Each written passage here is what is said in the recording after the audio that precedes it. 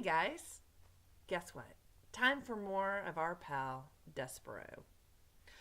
But actually, where we find ourselves is at the beginning of book 3, the third book. And this, my friend, is not about Despereaux at all. This introduces a new character and a new setting. Do you see how powerful it is when the author is able to break it up into books? Books are like little time machines. Remember that. That it allows the author to be able to make big jumps in time and space, or to introduce a new key character without muddying the water too much, without making things too complicated. So we find ourselves here, the book of the third book, I beg your pardon, and it says Gore, Gor. Do you remember how Furlough said cripes a lot? It's called an interjection. It's something that you say, like, wow. So whereas Furlough said cripes a lot, our new friend, Miggery Sow, says gore a lot. That's like her OMG. Gore! You'll hear her say it quite frequently. So go ahead and turn with me, if you will, to, I have no idea what page number that is. It's 125, I believe. It's chapter 24. The title of the chapter is A Handful of Cigarettes, a Red Tablecloth, and a Hen. Now remember, a hen is a female chicken, right? So a handful of cigarettes, a red tablecloth. That should sound kind of familiar. Where have we heard red tablecloth before? Sounds so familiar. Can you remember? Red tablecloth and a hen. Again, reader, we must go backward before we can go forward. With that said, here begins a short history of the life and times of Miggery Sow, a girl born into this world many years before the mouse Despereaux and the rat Chiara Roscuro, a girl born far from the castle, a girl named for her father's favorite prize-winning pig. Well, that is quite a way to start a story. In that very first paragraph, the author gives us a whole lot of information about this new character, the reason for this new book. And she gives us a whole lot of information that's going to allow us to make some inferences about her. We're going to use our background knowledge, and then we're going to use the clues that she gives us here in the text to make an inference or an educated guess about what's going to happen, or how somebody's feeling, or why a character is behaving the way they are. Let's review what they said. First of all, this is going back before Despereaux and Roscuro are even alive, so it's really a big time jump. Here's the short history of the life and times of Miggery Sow. She's born far from the castle. So if she's not living in the castle, we can infer that she probably doesn't have a lot of money. Only the wealthy people lived in castles. If she did not live in a castle, she did not have money. She was a girl named for her father's favorite prize-winning pig. How would you like to be named after a pig? Miggery Sow. Sow is another word for pig. Ugh, poor girl. Miggery Sow was 6 years old when her mother, holding on to Mig's hand and staring directly into Mig's eyes, died. "Ma," said Mig. "Ma, wouldn't you stay here with me?" "Oh," said her mother, "who is that? Who is that holding my hand?" "Well, it's me, Ma, Miggery Sow." "Oh, child, let me go." "But I want you to stay here," said Mig, wiping at first her runny nose and then her runny eyes. "You want," said her mother. "Yes," said Mig, "I want." "Oh, child, what does it matter what you are wanting?" said her mother. She squeezed Mig's hand once, twice, and then she died, leaving Mig alone with her father, who, on a market day in spring soon after his wife's death, sold his daughter into service for a handful of cigarettes, a red tablecloth, and a hen. Think about that, my friends. Her mother tells her that nobody really cares what she wants, then dies looking at her, and then her dad takes her down to the farmer's market on a Saturday and sells her off to somebody to go be a maid in somebody else's house, and all he got for her, all he wanted, was a handful of cigarettes, a red tablecloth, and a hen. She's 6. "Papa," said Mig when her father was walking away from her with the hen in his arms, a cigarette in his mouth, and the red tablecloth draped across his shoulders like a cape. "Go on, Mig," he said. "You belong to that man now." "But I don't want to, Papa," she said. "I want to go with you." She took hold of the red tablecloth and tugged on it. "Lord, child," her father said, "and who is asking you what you want? Go on now." He untangled her fingers from the cloth and turned her in the direction of the man who had bought her. Mig watched her father walk away, the red tablecloth billowing out behind him. He left his daughter, and reader, as you already know, he did not look back, not even once. Can you imagine it? Can you imagine your father selling you for a tablecloth, a hen, and a handful of cigarettes? Close your eyes, please, and consider it just for a moment. Done? I hope that the hair on the back of your neck stood up as you thought of Mig's fate and how it would be if it were your own. Poor Mig. What will become of her? You must, frightened though you may be, read on and see for yourself. Reader, it is your duty. Ooh! Wow! Well, this new book is off to a good start. How interesting. Poor Miggery Sal. Sold off by her father. She's an orphan now. Sold to some man. How creepy is that? And that father, we now know where we know him from, where we remember him from. Who do you think it is? If you haven't figured it out yet, you're not thinking. Chapter 25, A Vicious Circle. Miggery Sal called the man who purchased her uncle, as he said she must. And also, as he said she must, Mig tended to Uncle's sheep and cooked Uncle's food and scrubbed Uncle's kettle. She did all of this without a word of thanks or praise from the man himself. Another unfortunate fact of life with Uncle was that he very much liked giving Mig what he referred to as a good clout to the ear. In fairness to Uncle, it must be reported that he did always inquire whether or not Mig was interested in receiving the clout. Let me stop here and clear something up. A clout is a hit, like a punch. So a good clout to the ear would be a good punch to the ear. And we already heard that Mig's, I call her Midge a lot, so forgive me if I call her Midge. I'm probably just going to do that because in my head that's how I hear it. But anyway, we've already heard that her ear looks like cauliflower. You remember what cauliflower is? It's kind of like the white broccoli. Yes. So she has this cauliflower ear. And I'm wondering why. Do you think you know now? If this uncle guy is always giving her a good clout to the ear. Boxers get that a lot. It breaks the cartilage up in your ear and makes it all lumpy and hurts. But anyway, I digress. In fairness to Uncle, it must be reported that he did always inquire whether or not Mig was interested in receiving the clout. Their daily exchanges went something like this.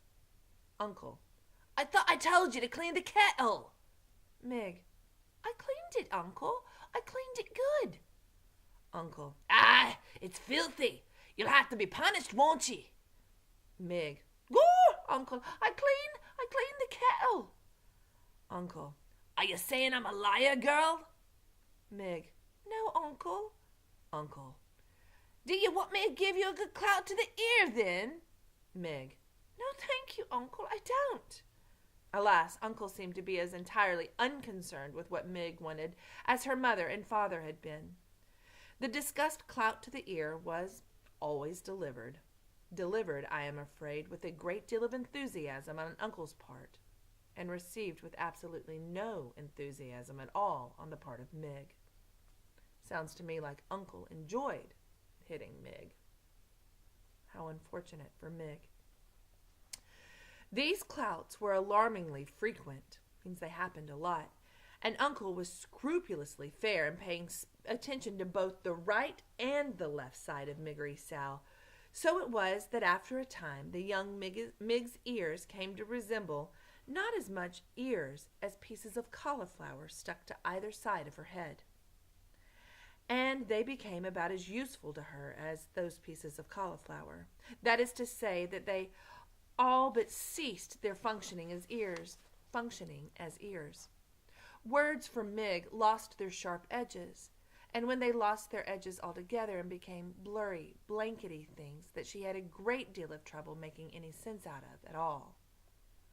The less Mig heard, the less she understood.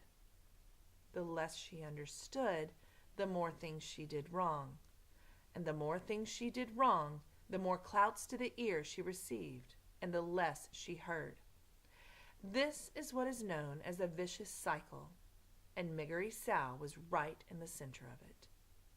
Which is not, reader, where anybody would want to be. But then, as you know, what Miggery Sow wanted had never been much of a concern to anyone. Oh, how heartbreaking for Mig.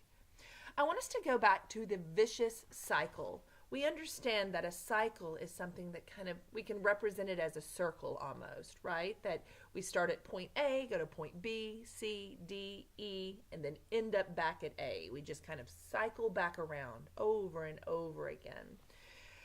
And if something is vicious, I want you to think about it like an attack dog. Oh, vicious, angry, mean, relentless. That is the meaning of a vicious cycle. Means that, or a vicious circle rather, is that we cycle around over and over again, this giant circle of repeated behaviors. So, watch this, how one makes another, causes the consequence of the next thing to happen. Here we go. The less Mig heard, the less she understood. The less she understood, the more things she did wrong. And the more things she did wrong, the more clouts to the ear she received, and the less she heard. Over and over again. It's what's known as a vicious circle. Poor girl was caught right in the middle of it. Chapter 26. Royalty. When Mig turned 7 years old, there was no cake, no celebration, no singing, no present, no acknowledgement of her birthday at all, other than Mig saying, "Uncle, today I am 7 years old." And Uncle saying in return, "Did I ask you how old you were today? Get out of my face before I give you a good clout to the ear." A few hours after receiving her birthday clout to the ear, Mig was in the field with Uncle's sheep when she saw something glittering and glowing on the horizon. She thought for a moment that it was the sun, but she turned and saw that the sun was in the west where it should be, sinking down into the earth, sinking to join the earth.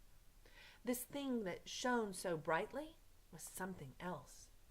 Mig stood in the field and shaded her eyes with her left hand and watched the brilliant light draw closer and closer and closer until it revealed itself to be King Philip and his Queen Rosemary and their daughter, the young Princess P. The royal family was surrounded by knights in shining armor and horses in shining armor, and atop each member of the royal family's head there was a golden crown, and they were all the the king, the queen, and the princess, dressed in robes decorated with jewels and sequins that glittered and glowed and captured the light of the setting sun and reflected it back. "Gore!" breathed Mig. The Princess P was riding on a white horse that picked up its legs very high and set them down very daintily. The P saw Mig standing and staring, and she raised her hand to her. "Hello," the princess called out merrily. "Hello," and she waved her hand again. Mig did not wave back. Instead, she stood and watched, open-mouthed, as the perfect, beautiful family passed her by. "Papa," called the princess to the king, "what was wrong with that girl? She will not wave to me." "Never mind," said the king. "It is no consequence, my dear." "But I am a princess, and I waved to her. She should wave back." Mig, for her part, continued to stare. Looking at the royal family had awakened some deep and slumbering need in her. It was as if a small candle had been lit in her interior, sparked to life by the brilliance of the king and the queen and the princess. For the first time in her life, reader, Mig hoped. Hope. And hope is like love, a ridiculous, wonderful, powerful thing. Mig tried to name this strange emotion. She put a hand up to touch one of her aching ears, and then she realized that the feeling she was experiencing, the hope blooming inside of her, felt exactly the opposite of a good clout. She smiled and took her hand away from her ear. She waved to the princess. "Today is my birthday," Mig called out. But the king and the queen and the princess were by now too far away to hear her. "Today," shouted Mig, "I am 7 years old." Poor girl. But I want you to see something interesting on page 134, in the middle, where it talks about something awakened inside of her, a light. She began to long for the light. Who else does this remind you of? Did you say Despereaux? I think that's a possibility. He was born almost mesmerized by light. Who else? Not Botticelli, but definitely Roscuro. Roscuro's love affair with light began when Gregory struck that match near his little face, burned his whiskers off. And now Mig is drawn to the light of the castle. She too wants to be part of that glittering castle filled with light. And mice. And rats. I wonder, shall they meet? We should find out. Chapter 27, A Wish. That night in the small, dark hut that she shared with Uncle and the sheep, Mig tried to speak of what she had seen. "Uncle," she said. "Eh? "I saw some human stars today." How's that?" "I saw them all glittering and glowing, and there was a little princess wearing her own crown and riding on a little white tippy-toe horse." "What are you going on about?" said Uncle. "I saw a king and a queen and an itty-bitty princess," shouted Mig. "So?" shouted Uncle back. "I would like," said Mig shyly. "I wish to be one of them princesses." "Ha!" laughed Uncle. "Ha! An ugly, dumb thing like you? You ain't even worth the enormous lot I paid for you. Don't I wish every night that I had back that good hen and that good red tablecloth in the place of you?" He did not wait for Mig to guess the answer to that question. "I do," he said. "I wish it every night. That tablecloth was the color of blood. That hen could lay eggs like nobody's business." "I want to be a princess," said Mig. "I want to wear a crown." "A crown? Uncle laughed. She wants to wear a crown. He laughed harder. He took the empty kettle and put it atop his head. Look at me, he said. I'm a king. See my crown? I'm a king just like I always wanted to be. I'm a king because I want to be. He danced around the hut with the kettle on his head. He laughed until he cried. And then he stopped dancing and took the kettle from his head and looked at Mig and said, Do you want a good clap to the ear for such nonsense? No, thank you, Uncle, said Mig. But she got one anyway. Look here, said Uncle, after the clout had been delivered. We will hear no more talk of princesses. Besides, whoever asked you what you wanted in this world, girl? The answer to that question, reader, as you well know, was absolutely no one. What a poor girl. And I think actually this is a very good place to stop. All right, my friends. I hope you've enjoyed this new addition to our rich tapestry of characters. Welcome aboard, Miggery Sal and Uncle. Ugh, what a jerk. All right, you guys. Thanks for tuning in. We'll see you soon.